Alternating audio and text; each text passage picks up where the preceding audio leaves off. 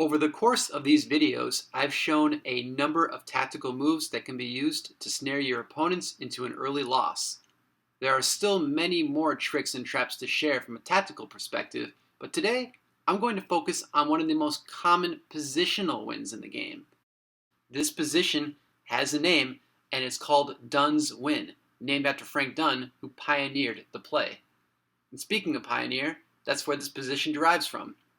The pioneer opening can arrive from a number of different opening moves, and the losing sequence of moves is very natural, and the way to execute the wins isn't the most natural, so it's really easy to miss.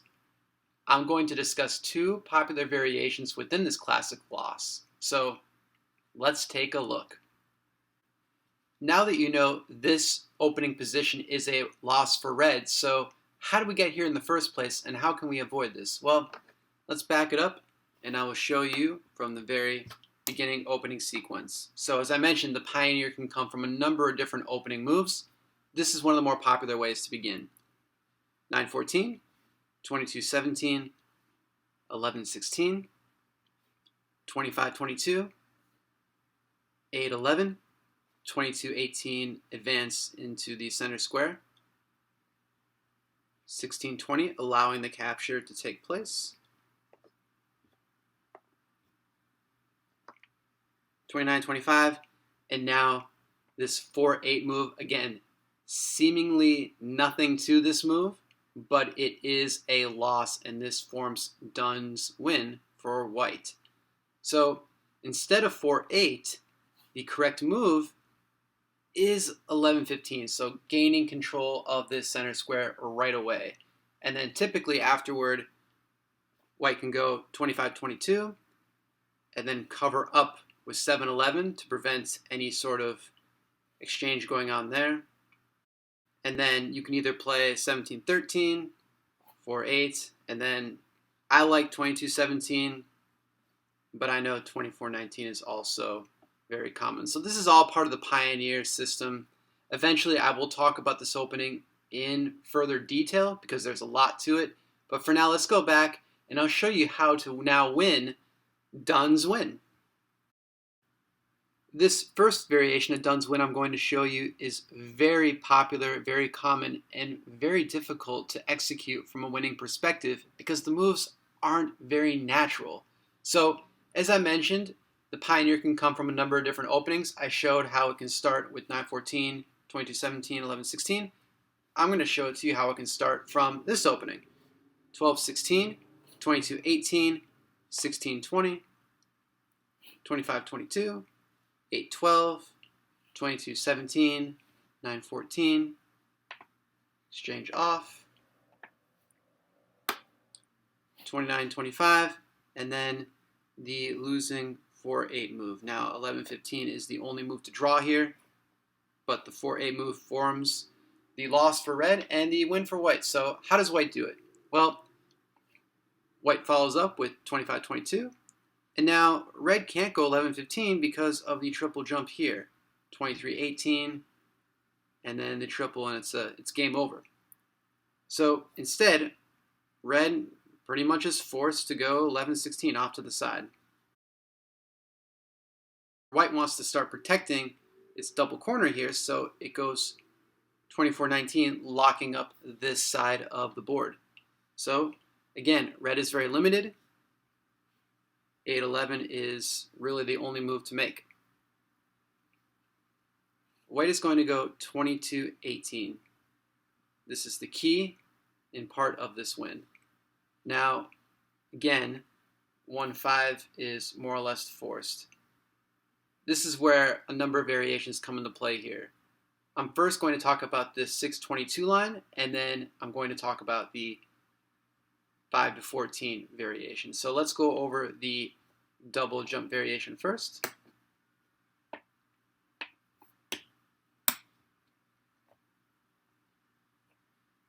And now this 10-14 move is very common. 11-15 is also, you can play it, and the key to win that is by going 30-25 next. But let's focus on the 10-14 exchange. Now, the key move to win for white, and why I consider it to be a little bit unnatural, is this 31-26. Now, you may say, well, this does come natural because you have the bridge, but I always see positions like this as leaving yourself vulnerable in this double corner. So for some of you, that doesn't come naturally. That's okay. It doesn't come very naturally for me either. So now after this key 31-26, what red is going to do is target that spot specifically because it sees that there's an elbow here and a chance to maybe go in for a king. So the best defense, although still losing, is 3-7.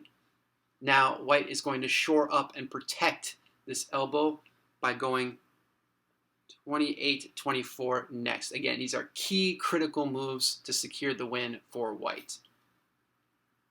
Now red is just going to follow up here. Went 3-7, now 7-10 next. And now 26-22, starting to build toward the middle of the board. Red is going to go 11-15 next. And it may be tempting to play 23-18. The win is this 22-17 move. Again, maybe not supernatural for many of you, and that's okay. Now, if red goes 2-7, the key follow-up move is 30-25. But likely this 15-18 advance, striking into the heart of white's single corner, is probably very popular and something you've seen. So white is going to stop that by going 30-25. And now red is soon going to run out of moves. If 5-9 is played next, 17-13, and now there's really nowhere for red to go. So if it covers up 2-6, then white has the last waiting move on the board, and that's 32-28. And now red literally has nowhere to go, and that's how you beat this very popular variation within Dunne's win. All right, so that 6-22 jump was one variation to play. Now let's talk about the 5-14 variation in the win. So again, the pioneer can come up from a number of different openings. Let's open with 11-16, 22-18, 8-11, 25-22, 16-20, 22-17, 9-14, 29-25, and 4-8. So here we are again in Dunne's win. Now 25-22, 11-16, 24-19, again to put a hold on this position. 8-11, 22-18, and now 1-5. And again, the 6-22 jump I showed. Now let's talk about 5-14. So what does white do now? White, again, is going to consolidate the center of the board to attack this vulnerable piece here. And it starts that by going 26-22. Now, once again, red is really limited in how it can counter. So 11-15 is the best defense, still losing, but the best defense. And now white is going to go 30-25, allowing this capture to take place.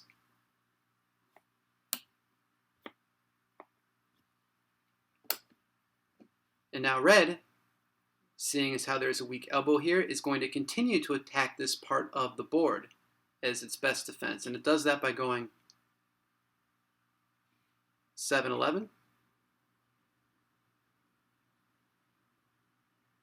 And now white is going to go 17-13. It has to be careful. It can't go 22-18 because then there's a triple jump here. So it has to go to 13 next.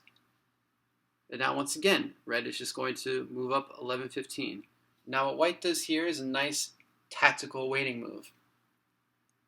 And it goes 22-17 next. So allowing red to take this piece. But maybe some of you see this 2-for-2 double jump right now. Red's going to go here. And now the 2-for-2 is available and white must take it. So white does that by going here. and now the double jump. Now, this is a losing position for red. There are a number of ways to play it out from here. I'll show one of the most common ways to play it. But again, there's not a whole lot of room for red to go here. So the best defense, I think, is going 10-15 next. Before white even makes an inroad to a king, it's going to stop any further advancement in this part of the board by going 25-22 next. Red is starting to run out of moves. Again, the best defense is just to sink the piece. And now white is going to try to go for a king. Red's going to try to shore up, again, consolidate its pieces here. White is going to get the king. And red gets into 19 square. Now, again, it's best to pull up with 22-18. Red's going to get into the key 23 square here. And now white is going to exchange its king off to again make a further dent into red's position here.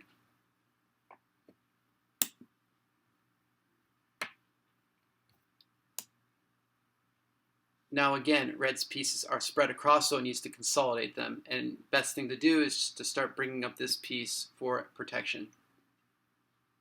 White's going to get a king to press this piece. Red has to move out of the way, and now pressing and forking both of these two pieces. So red's going to move here to take one.